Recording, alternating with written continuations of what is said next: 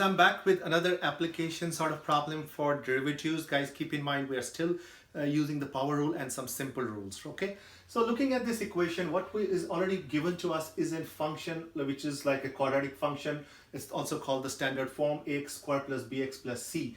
And there's three things that are already provided to us. First of all is the value of this function for x equal to 0, which is -2. Then this one, the part b, gives us the derivative of this function at x equals to 0 is +2. And guys, this double prime here means the second derivative of this function at x equal to 0 is 3. So guys, at this point we are not trying to like really understand the whole concept about the second derivative and its physical significance. All we need to know here is to find the second derivative, we have to basically take the derivative twice. Okay, to find the derivative, once we find the derivative, then we take the derivative one more time, and that's how we are going to calculate the second derivative of any given function.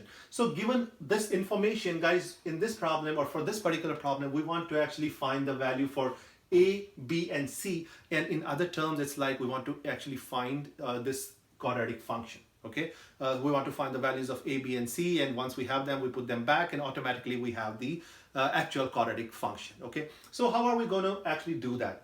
Guys, it should not be so complicated. Well, there's three things that are already given, so we got to try and see how we can use those given pieces of information and substitute back in the given function and see what we get. Okay, starting with the first one. The first one is that the value of the function for x equals to 0 is -2, because we should understand the fact that f of 0 basically means what is the value of the function when x actually equals to 0, right? So in order to actually write that, we got to go back to the original function, and we just have to simply substitute x equal to 0.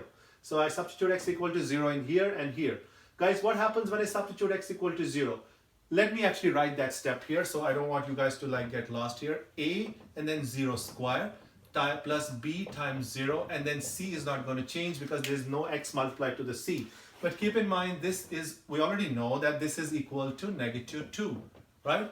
But guys, what happens here? 0 squared is 0, 0 times a is 0, then b times 0 is also 0. So that means both of these terms become 0. So finally, I just have c equal to -2.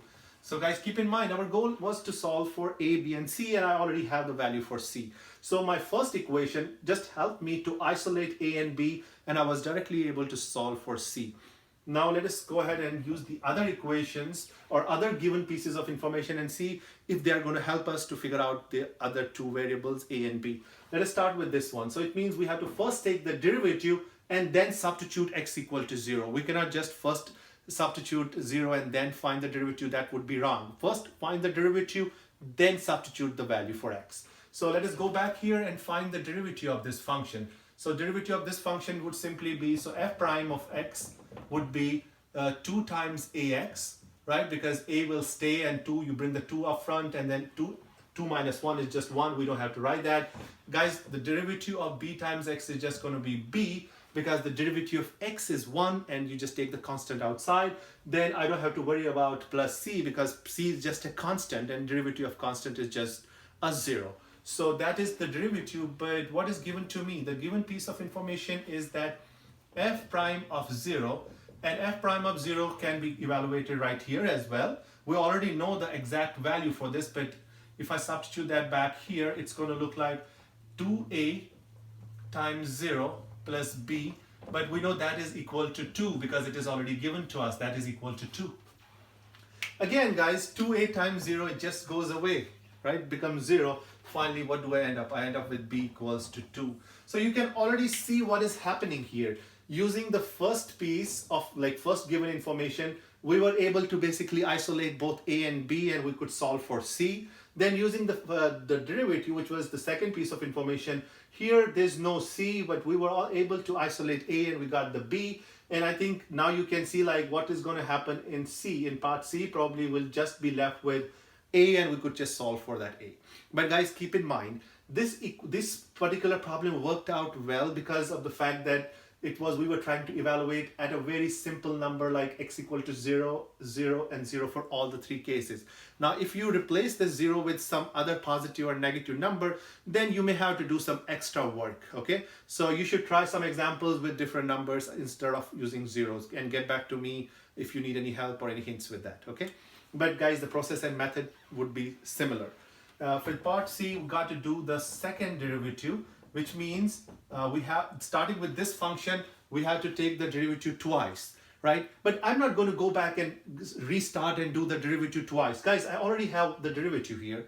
So I have already done one of the steps, like finding the first derivative. Sometimes we also call it as the first derivative, right? Just finding the derivative straight away. That is like finding the first derivative. I already have that. To find the second derivative, which is f double prime, I now just have to take the derivative of this particular function. And that automatically would mean that I have taken this two derivatives of the original given function. So what is the derivative of this? Guys, derivative of the constant b is 0. Don't have to worry about that.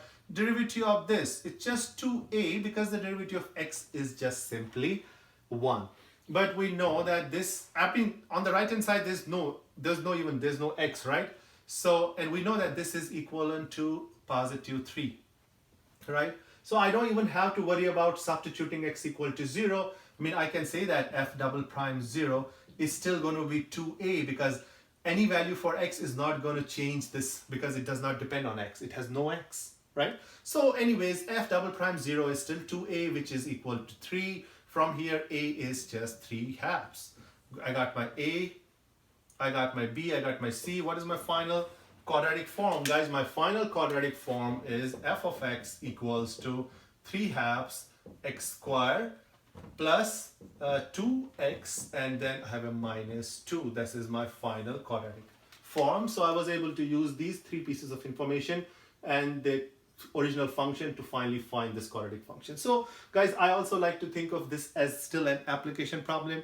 All we used was basic knowledge of algebra and then the basic power rule and some of the simple rules that we have learned so far. So guys, this was like some basic simple examples on finding the derivatives. You can also think of this as like a warm-up exercises. And now we are going to kind of go into this whole idea of using the product rules and dealing with products and quotient rules and other rules and dealing with more interesting and more little complex functions. Okay, guys, till then, take care. I will see you in the next video.